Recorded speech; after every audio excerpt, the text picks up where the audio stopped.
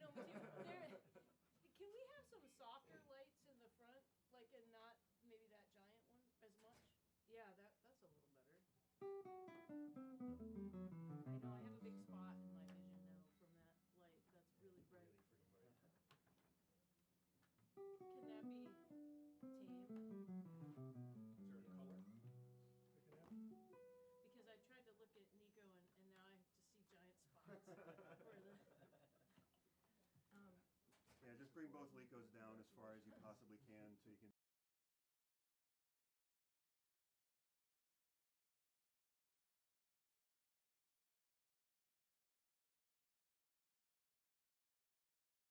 That's great.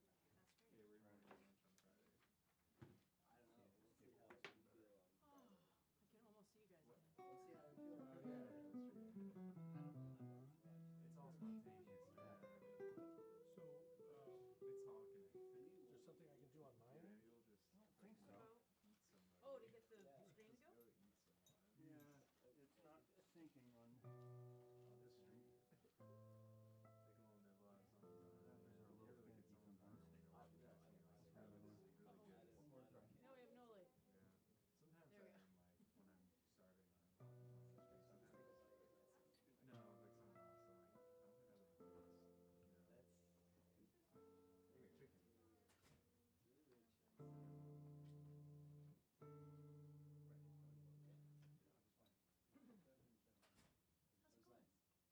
How's it going? Yeah.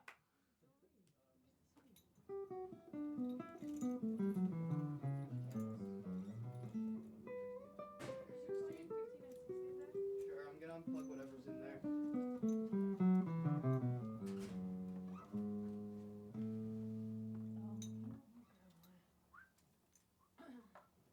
Okay, you playing any walls on Friday?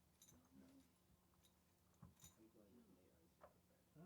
Where are you playing? We're in 15 and Wait, 16 which now. show are you playing at Rockwood? On Friday. No, which were you Can I playing with though? reach in, grab my No phone? way. Wait, what? Like just him?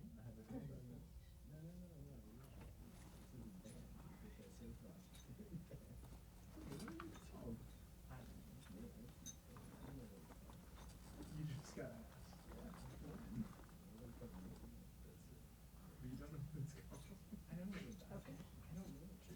I think it's I don't know. What is it called? Oh, Friday? On Saturday. It looks like some of you who are about to graduate got haircuts over the break. Like sleep-in haircuts. That's good. That's probably what you're supposed to do. I hate it. Who are you playing with? You're playing with the band, so they asked you.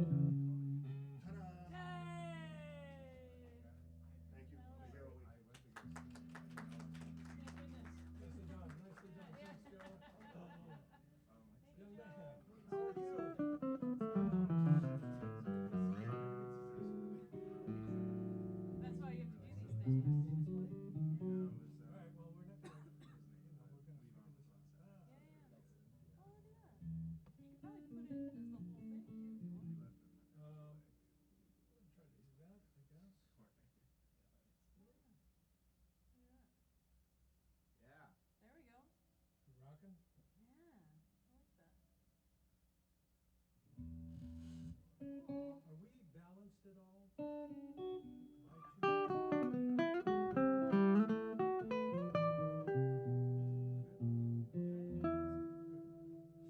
My She come up. Bobby's always the fingerstyle person. She come up. Yeah, right. Yeah. She's like, whoosh. Yeah. What is this? Less of you. Yeah. More of me.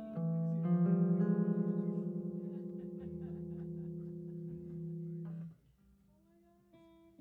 Thank you for coming, everybody. We wanted to do this. Thank you. Yeah, we wanted to do this specifically for friends of ours, and then for those of you who have taken the class or interested in the class, so we can show some of the stuff and show just the different approaches to spontaneously composing, and then also writing things, and then not having to play things right in the same order that you write them, which was a totally different experience for me. John and I share this. He's a classical guitarist as well, and we were just laughing about the idea of, like, one time David asked me, so what do you do when you want to take the piece and break it all up and play it in all different ways? I was like, it's never come up. Like, that's not the way of our people. Yeah, we don't do that. Or the idea of, like, writing something out, like, so that you give someone who has a different experience something to work with, something to work from. So we're going to do a variety of different things today. And then we're hoping that you'll ask a bunch of questions, since this is part of a class period. That those of you who are here, especially students, will, if you have questions that you want to ask about anything that we're doing, and we'll kind of describe what we're doing as we do it. And the first thing we're going to do actually is no written score at all, except that we've decided on a couple parameters. Yeah. Right? Yeah. Dyads? I'm going to do dyads with harmonics on the top. So there are artificial harmonics on the top. And sometimes there's a middle note, like a triad kind of 3-note chord. That kind of sound. Which most classical guitarists learn when you play Segovia arrangements of piano pieces, because it's the only way we can do 2 octaves higher than the bass. Right? And so then if you take it out of context and you practice, it actually becomes much harder. But you can kind of create your own landscape. And then David is preparing the guitar.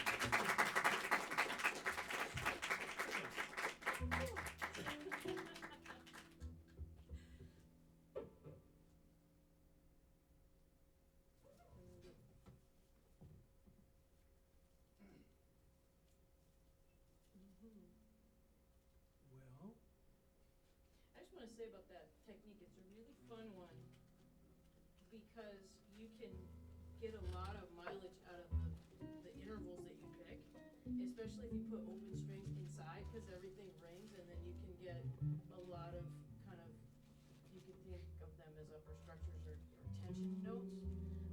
But what you're doing is you're just putting a flat note against an open string. That's pretty great. And really, when you're doing that, that's just like a voicing of a G minor chord, but it sounds really different when you do it that way. So I'm conscious of that, like playing in the first 4 frets or 5 frets so that the harmonics can stay here, right, above the 12th fret. And then the other thing is when you play over the 12 frets above, you get a bell over here, you know, which is kind of nice. This kind of,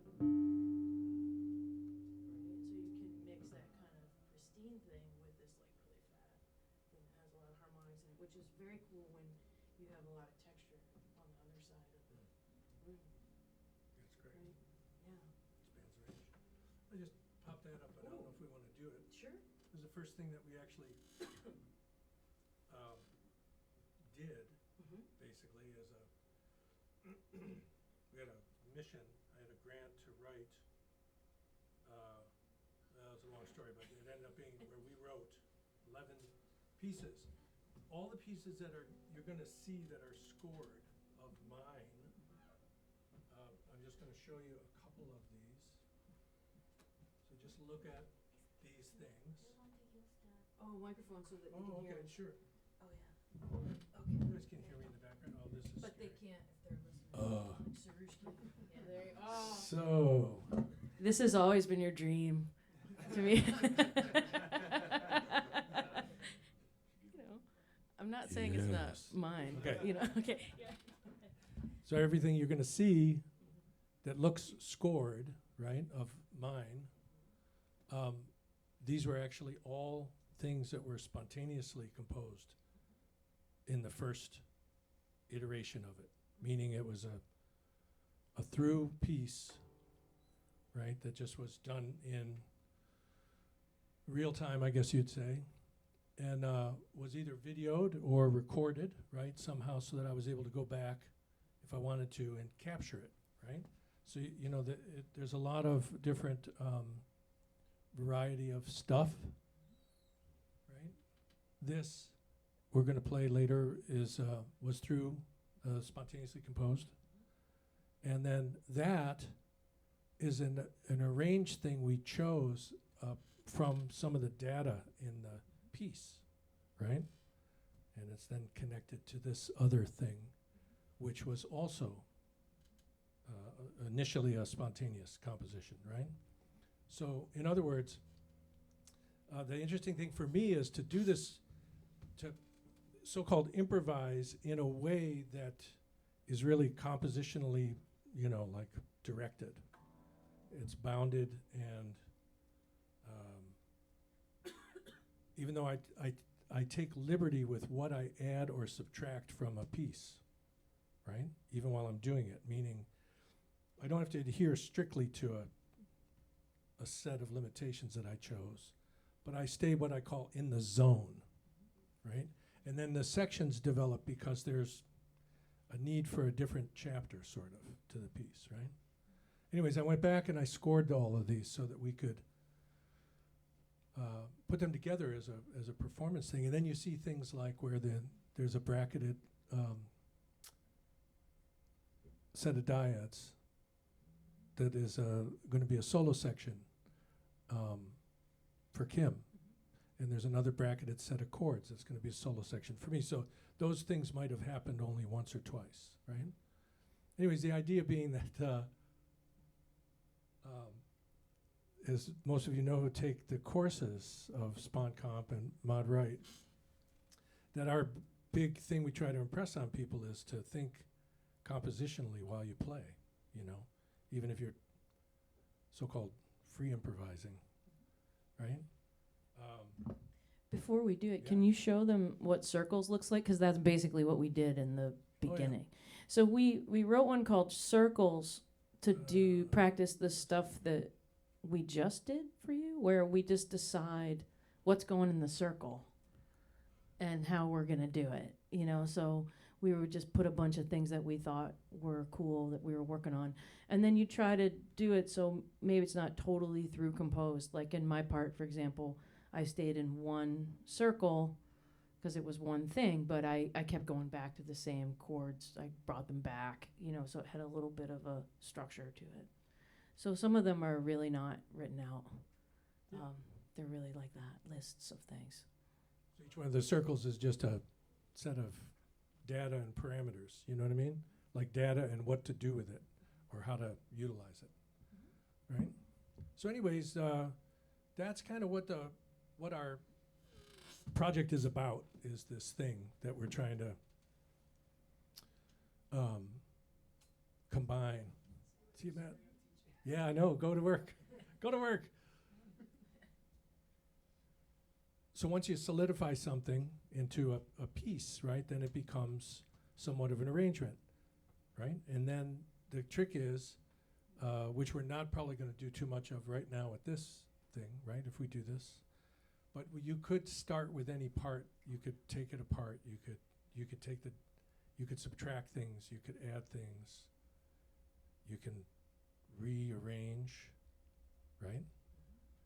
You can only do part of the piece, you know, that kind of thing. All right, but we're gonna play this down. I hope these turn off.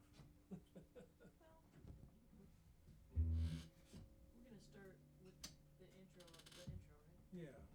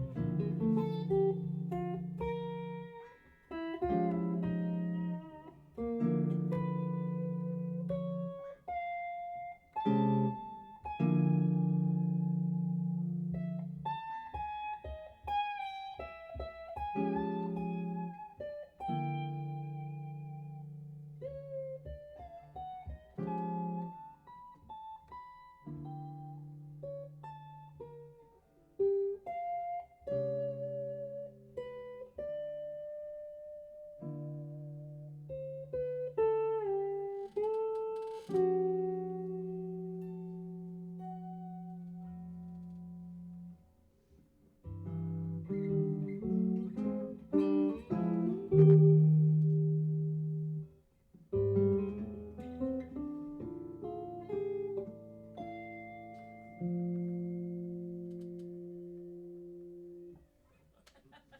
was fun. Okay,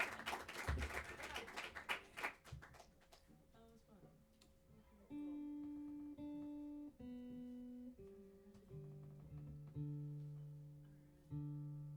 So the other thing to consider is like a piece, you know, a score, right, is a storage medium, right? It's the oldest musical storage medium, right? Handwritten score. Notation.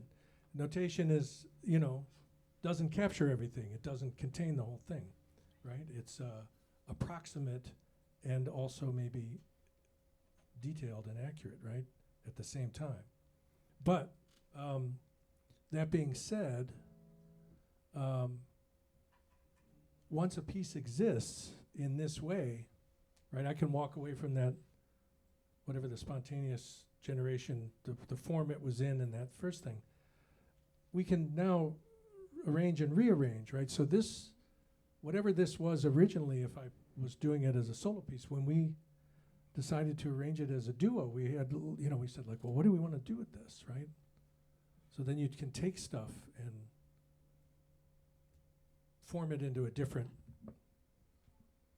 arrangement, basically, right? Well, yeah, that's true. And then also, like, each part can have a character depending on how you play it. And, you know, David had that solo cell, and after a long time of playing it, because now I'm a Berklee guitar player, I was like, oh, wait, that's just A flat harmonic major, right? I can use that. Like, I know what that is.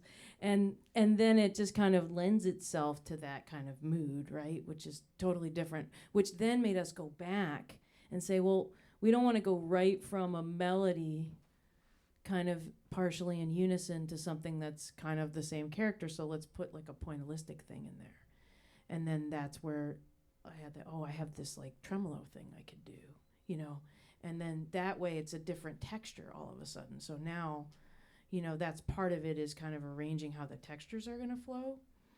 And then those chords, the big chords that I was playing when David was taking his solo, I ran with that idea, and I was like, wow, that's pretty cool, because you could mash up a bunch of different intervals and have these super colorful impressionistic chords. And so I ran with that. You'll hear them in other pieces, but those were the first time I think those showed up, right?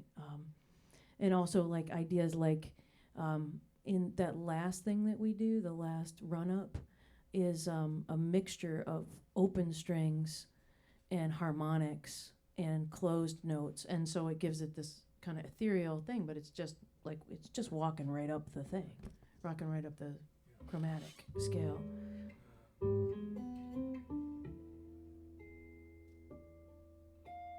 Yeah, right.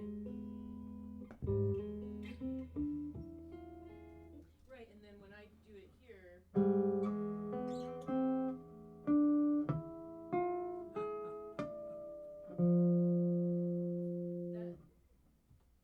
that's the other cool thing, is our guitars have such different tones, and then when we do stuff together, or that way we play where we're in unison but we're not in time, that, you know, Wagner did that in the old operas to make the orchestra sound bigger. He would have like a large orchestra playing the same unison melody, many different instruments, and slightly off, like we're a little more off than they were at that time, but it makes the whole note sound bigger. So on some of the recordings we did, when we tried to make it so there wasn't really space, you're like, what is that instrument? And that's a sonic way to fill things out in a timbral way that one instrument can't do. You know. So another textural thing is to consider, do the section that is the tremolos, right? But wait to bring them in, and bring them in from almost silent up and back, so they fade in and out. We're going to create a different environment. Just like these are the textural things we think about. Ready?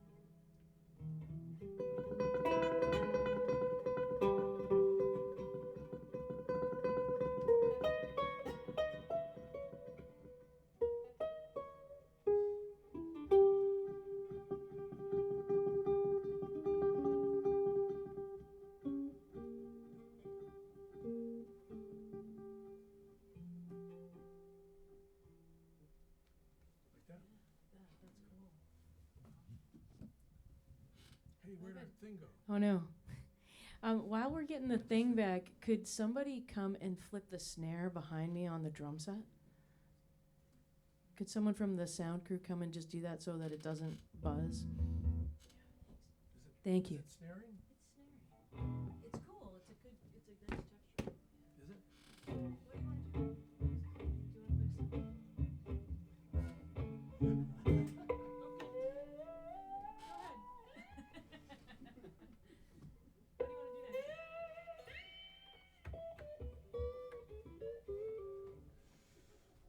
All comes from the blues. I don't know, what do you want to do? Do you want to play something, sir? No. No. Okay. Let's do well, let's do either flute or let's do the string mashup. Whoa. You want to do that? The stream?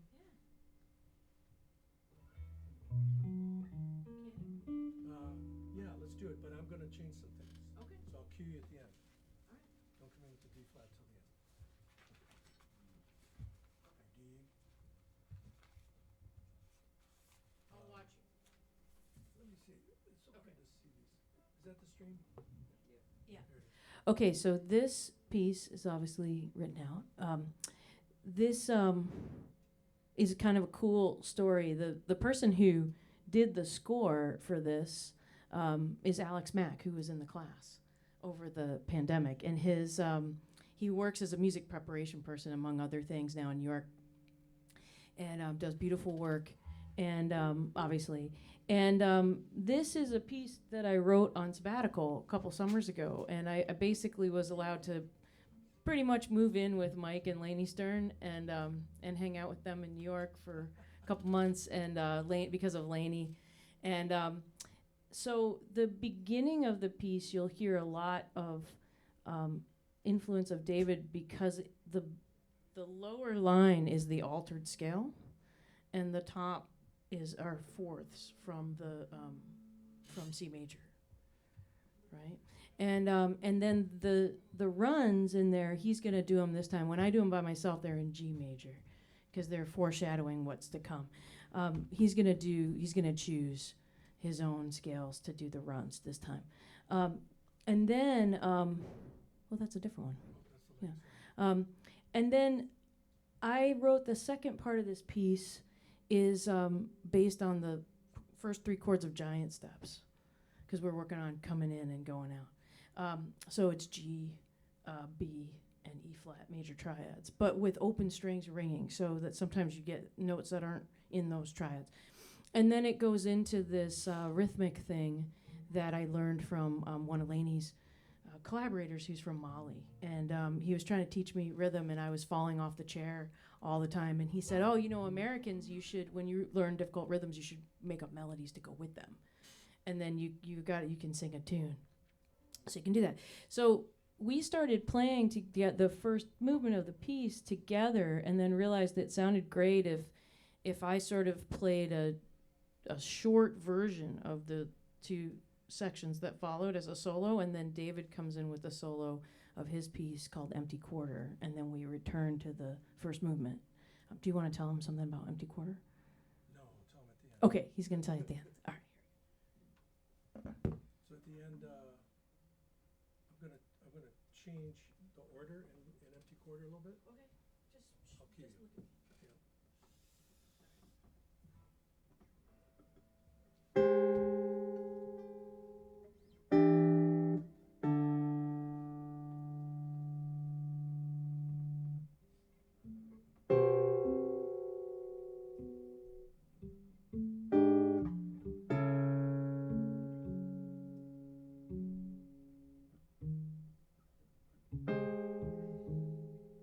Yeah.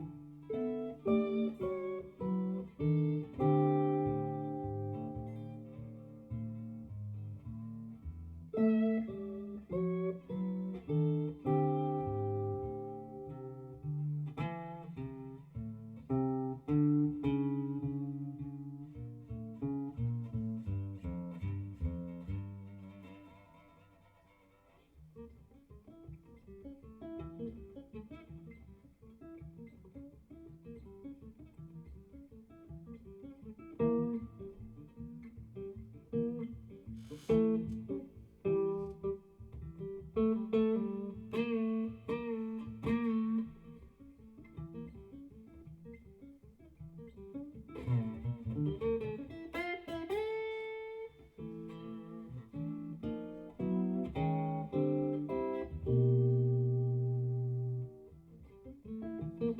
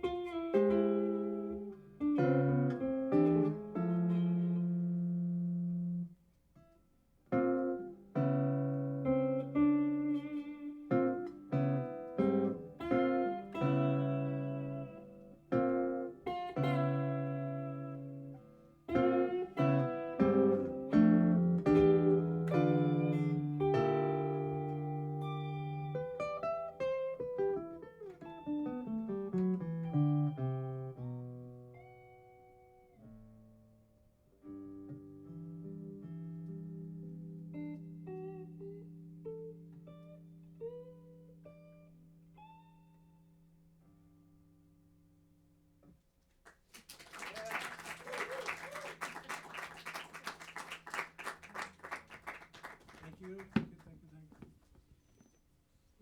Are you gonna show them Empty Quarter? Sure, Yeah. if I have it. I think you want to see it, right? So that you can see what it looks like. Yeah. And then we'll show you one. Oh, bye, Bob. We'll show you one of those that next. The one we'll do next will have like a little thing that we make big, which I think is also cool. So there's Empty Quarter. Kind of weird. Yeah. I started with the B section. I took this thing completely apart. I started with the B section, and then I improvised a little bit, and then went to this second half of the A section, the descending line, improvised a little bit, and then I can't remember what. Really took some liberties, like took a walk. I took a line for a walk. As right? Who was that said that? Paul Clay? Take a line for a walk. He said, what is drawing? He said, take a line for a walk. So anyways, yeah, it's interesting. So the tune was originally, obviously, as you see, A into B.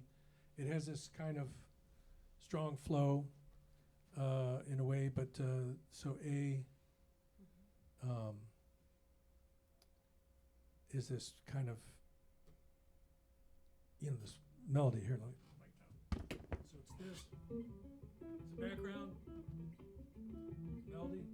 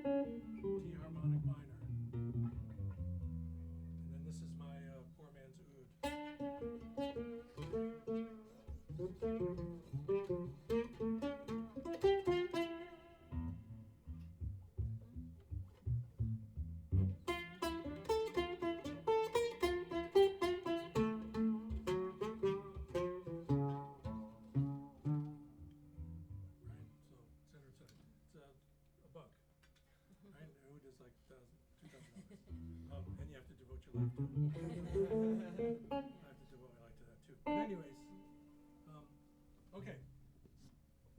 Yeah. Yeah.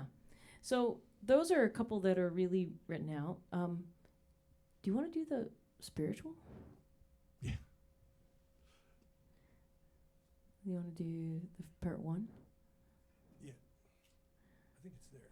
Yeah. Is that it? Yeah. Yeah.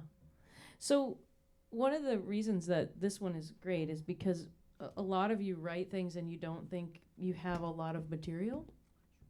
And what we realized was this was a 2-page piece. And then the more we started doing it, we realized actually it's several different things if we expand upon it. Right? And so we split it in half, I think, formally a few weeks ago. Finally, we just said, okay, it's really 2 different things now, the way it developed. And it starts with, I mean, that really was the original, right? That you wrote. Yeah, that was, so that piece, and then, that was the original, this first page right here, Yeah. and then this was the second half. Right. And so this thing over here, the second page, Mhm. is something that we developed from this. Mhm. That bottom double staff was a segue line. Everyone who's taken the Spawn Comp course, and Maud Wright, I think, knows this line. We do this one.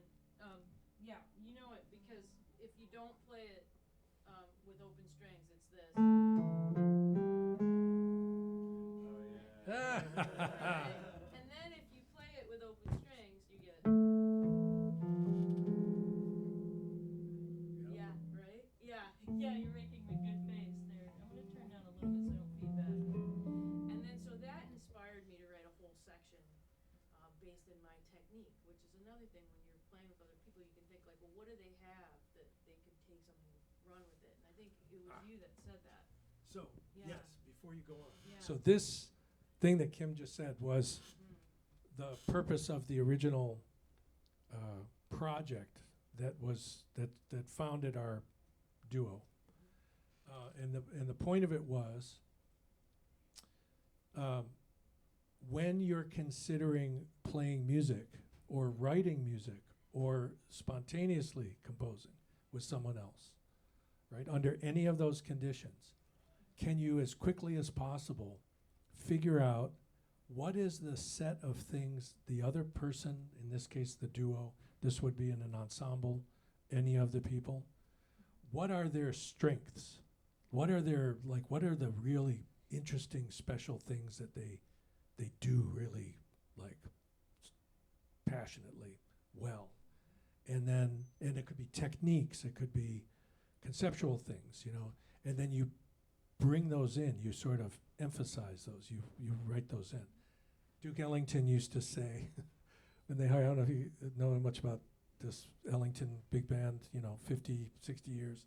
It's like, American history, central feature. If you don't know, I'll talk to you later.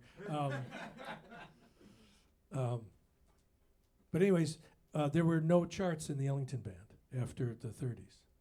And every person that got hired in the Ellington band, they would say, where's the charts? And they go, no, man, find your notes. Because Ellington believed that when he selected somebody, he used to say it this way, every musician has 7 good notes, not in order. That was his way of saying, there's probably 7 things that they do that really are kind of special. I'll go so far as to say that there's a lot of guitarists now whose whole sound is special. Just their sound is special. So anything they do can then become a very different version of that same thing, right? And I think that's something to strive for. And then in this case with Kim and I, we're putting together these 2 very advanced sounds. We've really developed our own sound approaches, obviously, right? So that's an important thing I just wanted to emphasize is it's not often thought that way, I think. I'm not sure, but I know that, when I was a gigging, gun for hire guy for many decades, a lot of times you would get called in and, you know, at the start of your career anyways, they'd say, well, you know, you're replacing so-and-so, you gotta do their thing. Or here's the parts, right? Which is cool, right? Right, but then there's like those great opportunities where somebody says, I have you here because of your brain and your sound. Do your thing, right? That's great. Yeah, let's try it. Start the top. Well, you know, top-ish, right?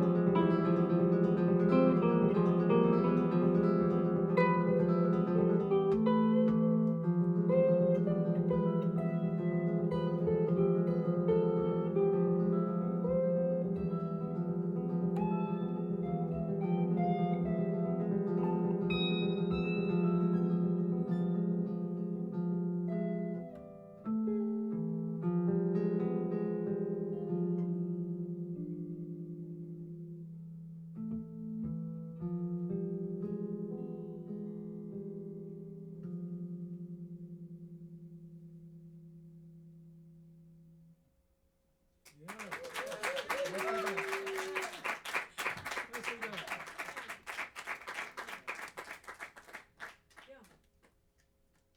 It's so fun. And, okay. Oh, you're the best. Oh, thank you, John. So this is a question, like I was thinking of John. When classical guitarists generally do that, we have a pattern that we know we're going to follow, but the thing that works best with this is not having that. So I just am listening to the notes I want to come out, and then I'm just telling my fingers, just go there. So like when the high E comes in and I throw my A finger in there, I'm not planning that out. Or when I add that low drone in, I'm not planning that out. The only thing that's kind of planned is that I work on, with the metronome, being able to hit the Raschiato and then come in on the beat, so like suspend time a little bit, because otherwise it can get really wonky. And that's a kind of interesting thing, because it's one of those things when you study classical guitar in the beginning, they tell you can't do that. They're like, you can't do that. You have to have a pattern, and you memorize it, and you can't improvise the pattern. But actually, that's not true. It's only true in the beginning. And that's one thing I would encourage everybody, like you do things a certain way so that you become really relaxed and that you don't have any tension, and you can control your velocity, and you can control your volume. And then you have a lot more flexibility. You have like way more flexibility than you think you have in it.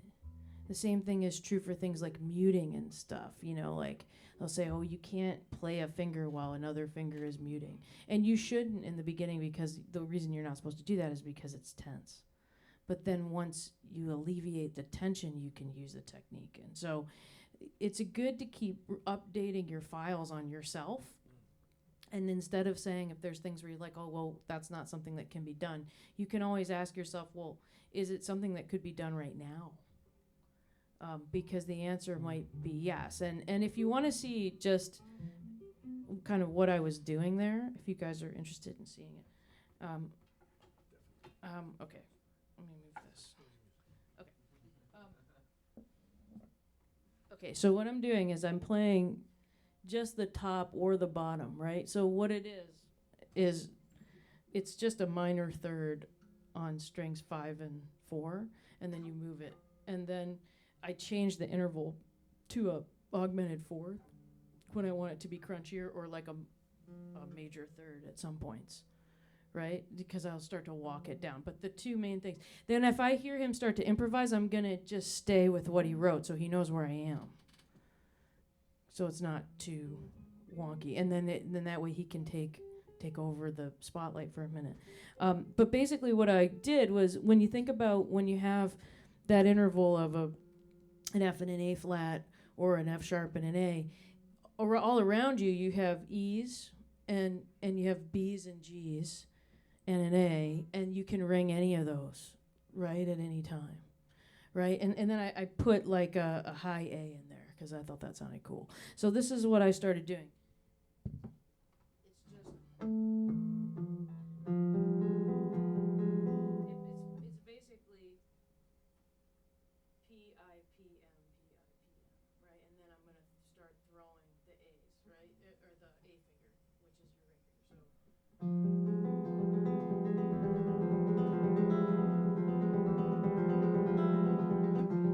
And then I'm going to put my little finger on the A on the second string.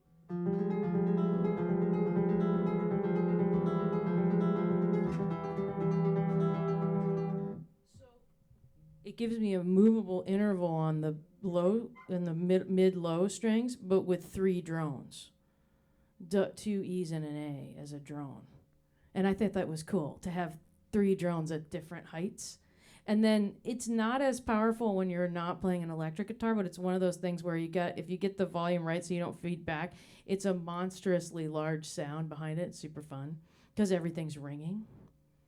And you can't really fall on your face. If you're on a regular classical guitar, you could totally face plant because you don't have as much, John knows, as much ringing. So it's a really good thing to do on this. That's another thing, is like making your instrument part of the piece. This, I just want to say really quickly, since we're on the topic of tone and instruments, Kirk Sand made this guitar, and he made it for me for this duo.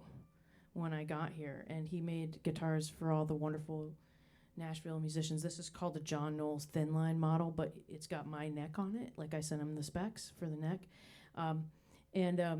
He was just this incredibly creative, gentle person who made this beautiful, fat sounding guitar for me. And he passed away last week. So we're all kind of reeling from that. Happened in spring break. But many of the great pickers have these guitars, and it works out great for us because it gives me this like body, so I can have a landscape underneath and next to what David's doing. Cool. Any questions? Yeah. So despite being like open in nature, all these pieces are very notated and very structural in that they have events that are supposed to happen in a certain order. Do you ever deal with concepts of like open form or like graphic notation or sort of like? Sure. Yeah. We showed one at the start of the class. The circles we have. Hey. We also will take these things and completely change the order. Or we did a whole concert in Baltimore right before actually Matt Stevens was on that concert with us. He was here earlier. Yeah, we were together at this festival, the last one before the big shutdown.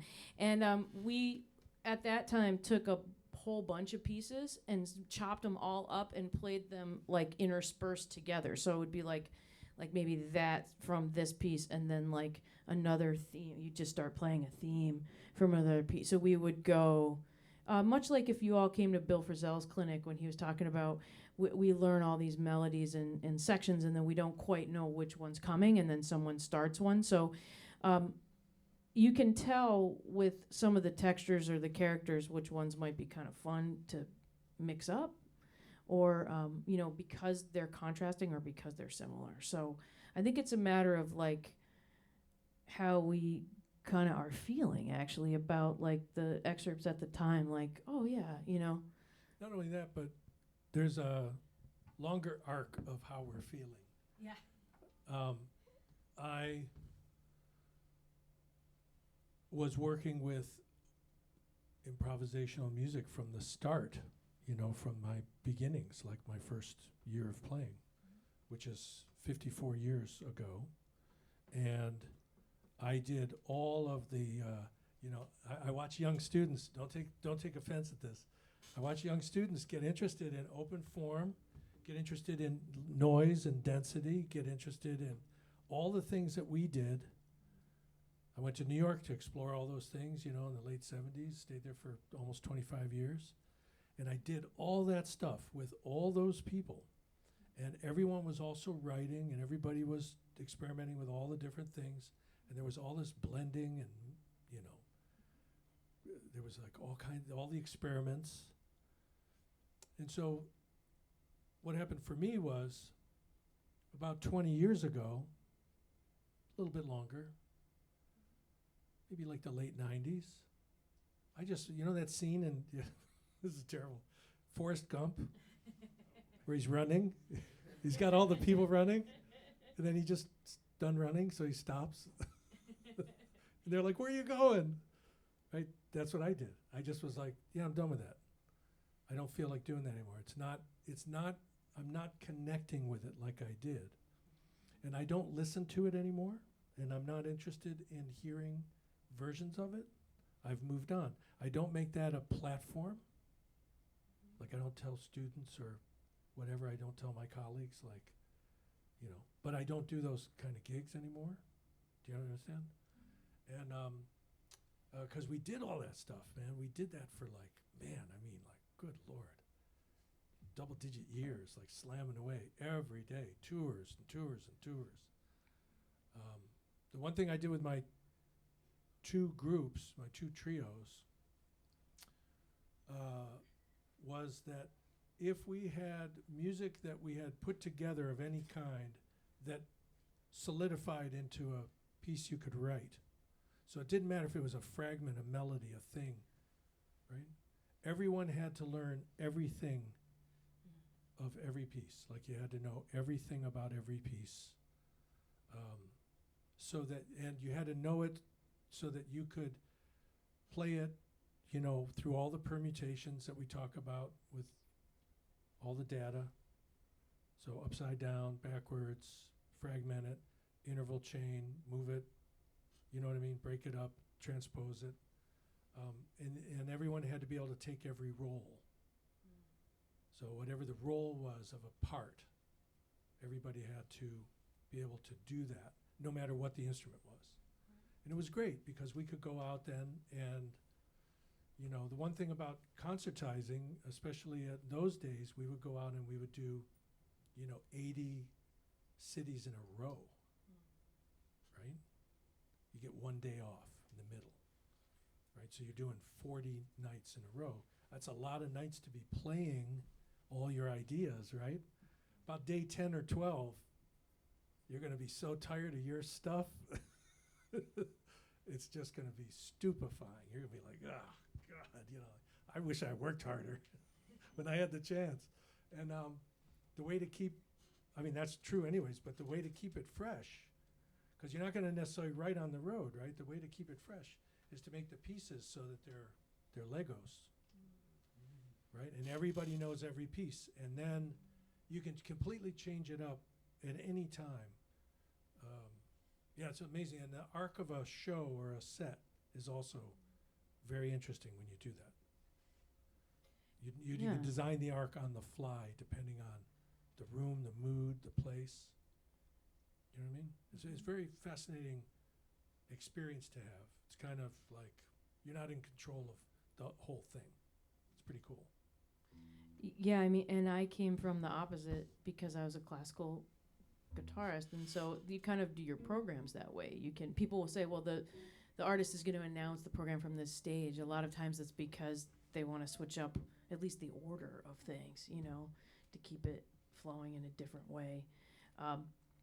And a lot of people I know, they play the same repertoire for their whole career, you know, and that's who they are. It's like, oh, this is the Bach person. This is the, you know, Albanese person. This is the Segovia repertoire person. And it's often because they have the connection to that lineage. And that can be a really beautiful thing. But for me, I loved all that music. And then when I came here, I thought, well, this is a chance to do something different, you know, and to sort of see, like, well, what would it be like to just immerse myself in like learning about the guitar in a different way, and then playing new music and writing things that didn't sound like anything I had heard. I think I wanted new sounds. You know what I mean? I was looking for composers the last few years that I really played repertoire written by others. I realize now I was sort of looking for certain sounds. And then when David and I started working together, it was like, oh yeah, well, there's a lot of polytonality that I really like. A lot of colors that way. That could be really cool. And our thing started as a lesson swap. Like, I was learning that stuff from him, and we were working on technique and tone stuff for you. And so in the course of that, getting to do this was pretty great. And then now I have a whole program worth of solo music that I'm going to start recording. And 9 of the pieces, kind of inspired by the idea that Mick Goodrick had 9 short pieces, and he and I were spending a lot of time together for a while. There are 9 short pieces that are all assignments from your classes that we did during the pandemic, when everyone had to do the assignments and put them in. And that's where they're from this kind of stuff that we come up with. So the cool thing about when we get together and play is we get together every week still on Thursdays, and just kind of show each other stuff, but also like, oh, what would happen if we did this? And I think that's a really cool thing to think about. Like, this idea doesn't have to come out as new music, quote unquote, when you do it. It could come out in your style. But the idea is that you keep growing with other people, and you keep thinking about things in a different way. Because to me, like, as terrifying as it is to look at the guitar and not know what it is after having played it for a long time, I think that's why I probably liked it in the first place. Otherwise, we all would have chosen to do something that's way easier, in life. Like, this is a really challenging instrument to play. You know what I mean? And then we're all kind of in that. If you're a creator, if that's really who you are, you get something like, and it's beautiful and it sounds amazing, and then you're like, oh, I could blow it up and do something new. That's kind of crazy when you think about it. But I think for me, that's what makes it really fun. As scary as it is, Yeah. Yeah. Absolutely. Yes. I know it's a bit of a rabbit hole, but I just wanted to ask you a question about kind of the prepared thing you did. If you could just walk us through what you put on the Oh, yeah, guitar sure. and kind of like your approach to that. So, the string is a drum, for starters. Like, that's a thing that I love the bass players, acoustic bass players always used to say. The string is a drum. I think I got that from this guy, Cerrone, who was I had a teacher named Leroy Jenkins on violin, not to be confused with the hip-hop Leroy Jenkins, but his bass player in the Revolutionary Ensemble was a guy named Cerrone, and these guys really thought of string instruments as everything, meaning it's a string, right? So you have all your pitches, whatever you want, but because it's a string,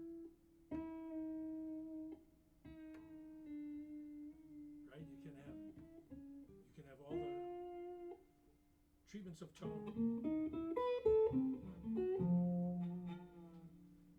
It's a drum, and you can play the overtone series.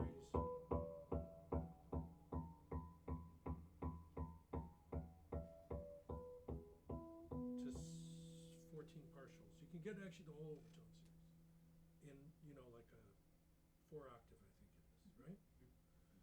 So because the overtones are available on the string readily, this is something we get to do, right? The preparations change the overtone picture of the note, meaning if for every pitch you had, think of an imaginary mixing console, and every one of these overtones was a different fader, right? You're just mixing the fundamental down and the overtones up. So, first thing that, this is all coming from, there was prepared guitar that didn't get recorded, that there's string instruments in every culture where they put things on the string, right? I love these, the Rom, the Tarif de Harduk, the Romanian gypsies, right, playing the Rom music, the Romani music, and they'll tie a string on the string and they'll pull it while they are playing pizzicato, and it's otherworldly what happens, right?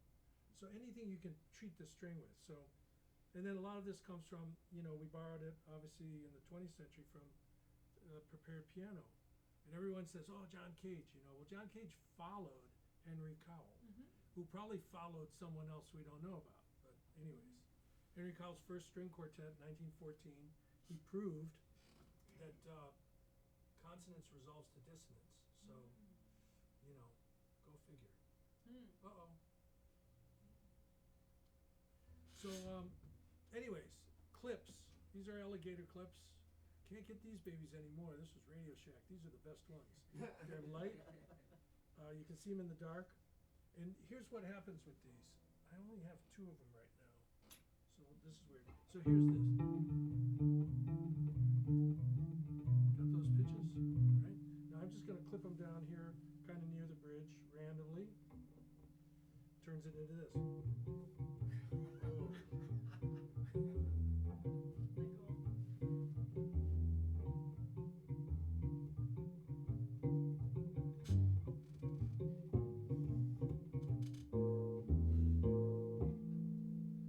That's one thing. You clip them over here, you get this. It's about just past the 12th fret, going that way. So if I do that, then I can do this. This is a chicken barbecue thing. You get this.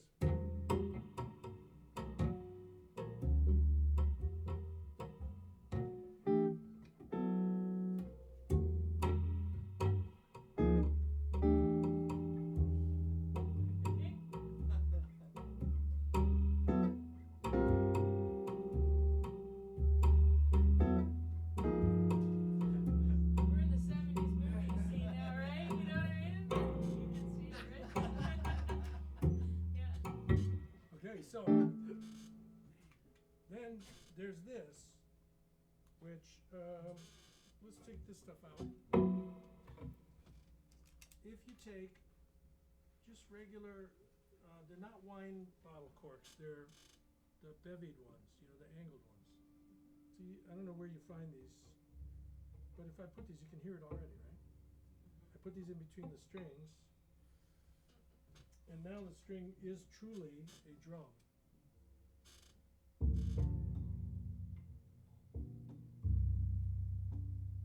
They float. Okay, and this is it.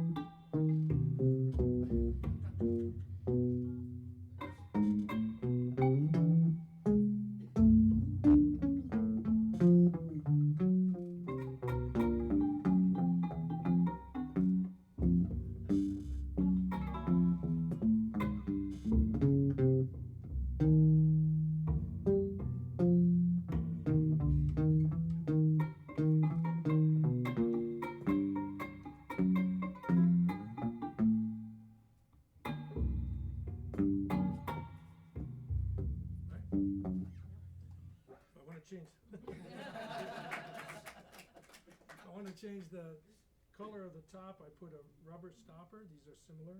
They're hard rubber, black rubber. Small, they look like that. Hardware store. And now I get this. Much more of the fundamental is present.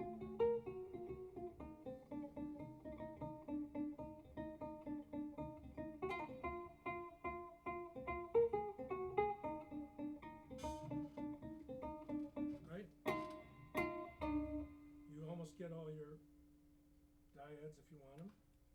So there's that, and this also sounds a little different because it's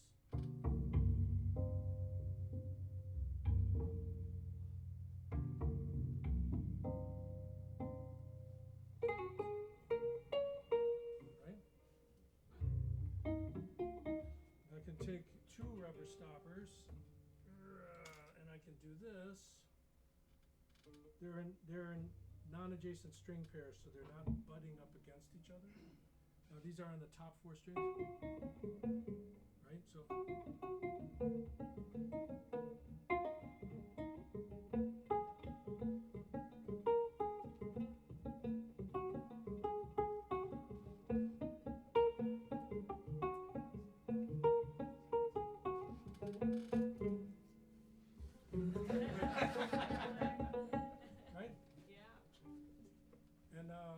So that's that. There's more you can do, but those are the primary ones. But I started out as, obviously, wanting to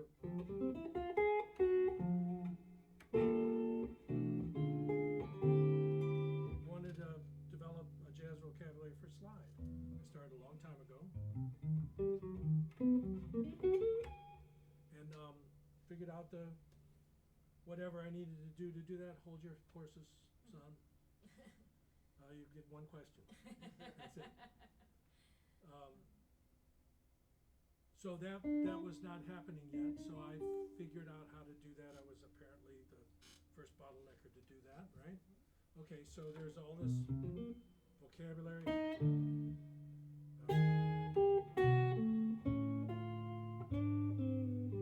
Finger behind the slide stuff.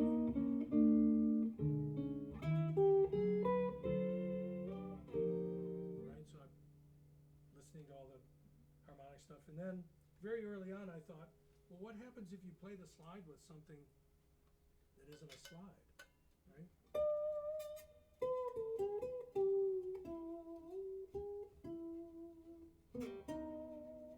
It's a can of wasabi peas, right?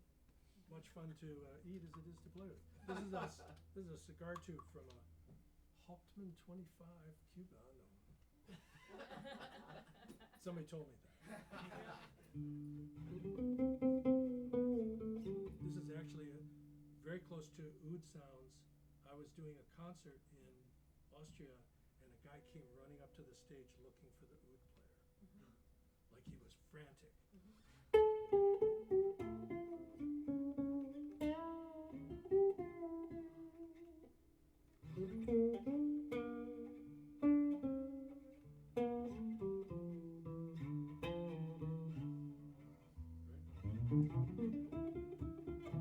Okay, so that's one thing, and then I think about other musics, like there's this same style.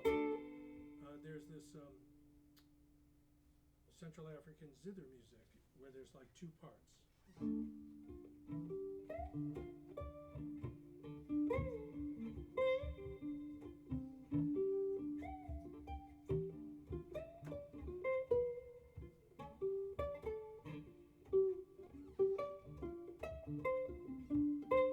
Right, so you're hearing those two things going on, and that was convincing enough to get hired for movie scores, doing that stuff, where they would call a specialist.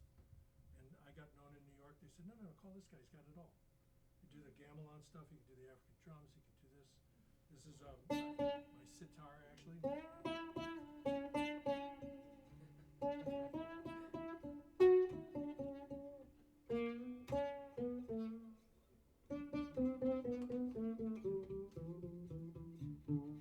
Right? You following this? You following this? So every object changes in density, you know.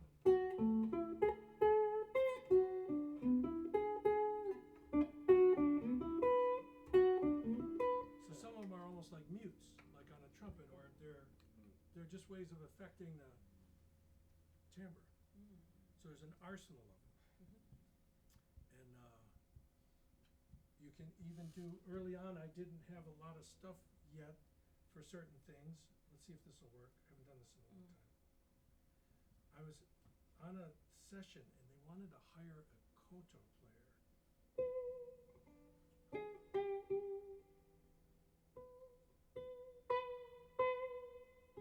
Right, and I could actually get like a koto sound.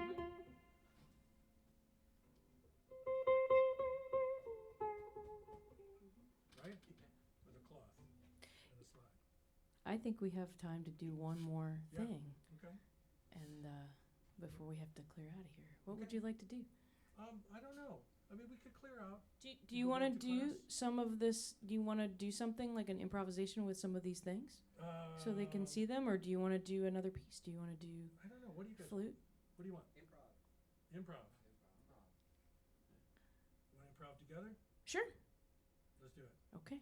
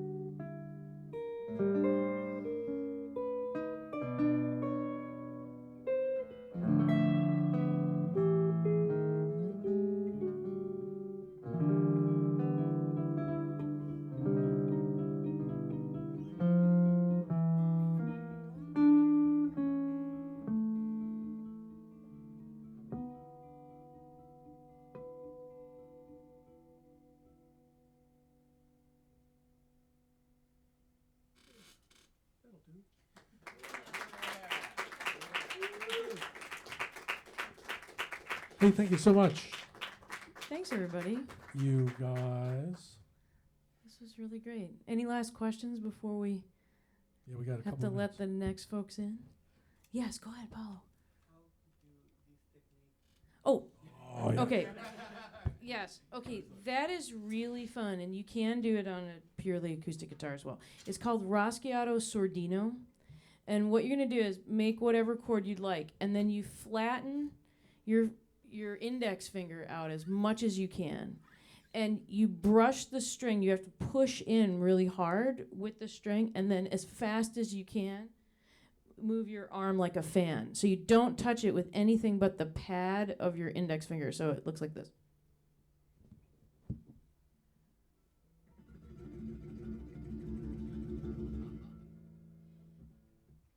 And it's like vibrato, so as you get faster and you want to fade out, you lighten up.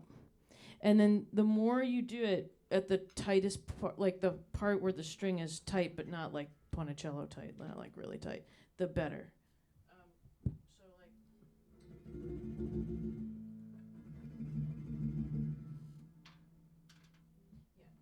Yeah. And on electric, you actually get more percussion. You get a little thump in there. But you could do it on any guitar. You just have to make sure it's only the fat part of your finger that brushes it. It's pretty fun. It's a pretty great technique. Yeah, that's really cool. Cool. Any other questions? Cool. All right, great. Thank you all so much for Thank you. coming. Thanks. This was great. Welcome back after break. Thanks, everybody. Yes. All right, see you soon. So class members, you know, we still have some time upstairs. You want to come up and And play, yeah. do the thing? And then other class members will see you at class. But thanks for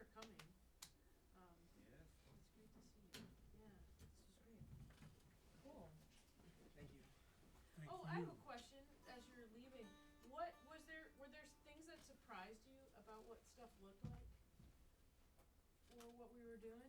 Was there anything that stood out as a surprise? Could you pull up the score that Alex had, You mean stream? Stream, yeah. I just wanted to actually take a closer look at that. Yeah, go ahead. I don't know what's going on here with my computer, Oh, yeah. Thank you very much. but I'm having a. Oh, it's not working. It's all kinda out of order here, cause I chopped it up. Oh, wait, actually, sorry, I'm telling you. Oh, you gonna let him look there? You can look here if it's easier. Yeah, it's gonna be easier. It's all chopped up. Oh. Like it's really long, so I chopped it up. Wow. Yeah. See, like those are the, Yeah, this is really like interesting. this. It has lyrics too, that's why it's so. Excuse my arrogance, but the note heads without notes are representative of It's like just the like a improvised skit. Okay. No such thing as a, no need to excuse, there's no such thing as a,